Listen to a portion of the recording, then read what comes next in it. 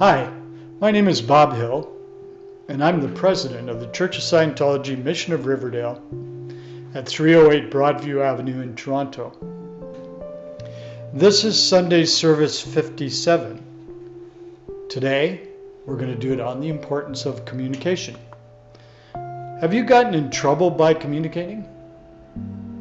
Is it better to not communicate? Well, today's sermon is based on the writings of L. Ron Hubbard from a book called Dianetics 55. It's Dianetics 55 because it was written in 1955. Dianetics, this is what it means: dia, through or nous, the mind or soul. So through the mind or soul. So through the mind or soul, with Dianetics, one resolves the problems of human behavior and psychosomatic illness. It's a sub-study and a forerunner to Scientology. Scientology means knowing how to know. It addresses the spirit. It's used to increase spiritual freedom, intelligence, ability, and produce immortality. That's something you should look into. The study and the handling of the spirit in relationship to himself, universes, and other lives. That's Scientology. Now, a pre-clear is someone who is having all physical pain and painful emotion erased from his or her life through counseling. So those definitions keep in mind as I'm doing today's sermon. Communication. Communication is so thoroughly important today in Dianetics and Scientology that it could be said that if you were to get a pre-clear into communication, you would get him well. Now let's look at that statement. When a person has their attention on things, upsets, aches, pains, etc., they're in communication with those aches, pains, upsets, but they're not in communication in present time. They're stuck at that point in time where their attention is fixated, and that's what they're communicating to or from. Whereas if you put them in communication, they're in present time and they're in communication with you. This factor is not new in psychotherapy, but concentration upon it is new, and interpretation of ability as communication is entirely new. So one could say that a person's ability would be determined by his ability to communicate. So can he communicate? Is he able to communicate? Then he can increase his ability and move forward. If you were to be in thorough and complete communication with a car and a road, you would certainly have no difficulty driving that car.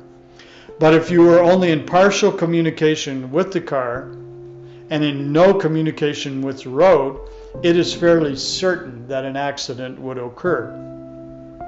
Most accidents do occur when the driver is distracted by an argument he has had, or by an arrest, or a white cross alongside the road that says where some motorist got killed, or by his own fears of accidents.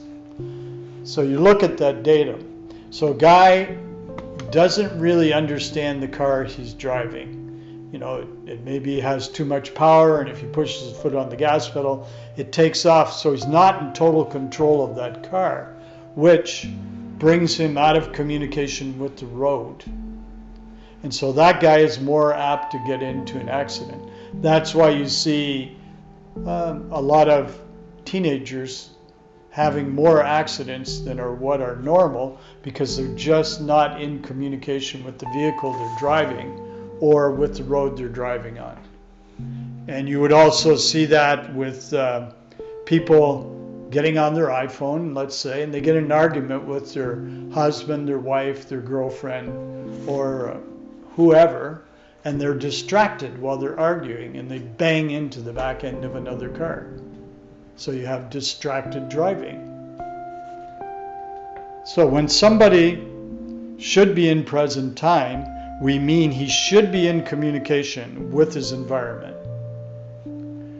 We mean further that he should be in communication with his environment as it exists, not as it's existed. So he should be in communication with the environment as it is.